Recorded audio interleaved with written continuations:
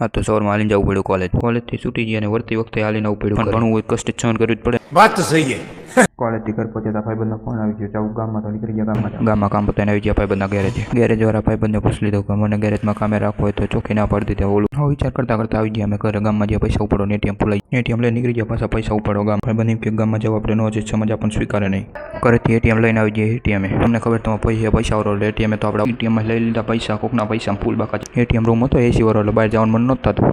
સમય સંજોગે બહાર નીકળીને હાલતા થઈ ગયા ઘર બાજુ. રાત્રે ખાઈ પીને હોઈ ગયા. બીજી વાર કહીશું નહીં બીજી વાત કાલ. બીજું દી સવારમાં બહાર જોયું ત્યાં તો વાદળ ચડ્યું હતું. પુલ નક્કી વરસાદ ખાબકવાનો.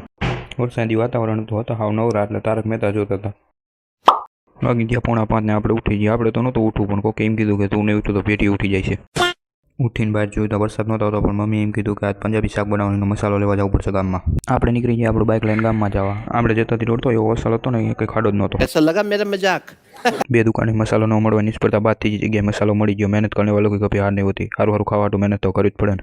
મસાલો લઈને નીકળી ગયા ઘર તરફ. મળશું કાલ નવા મિની લોક સાથે.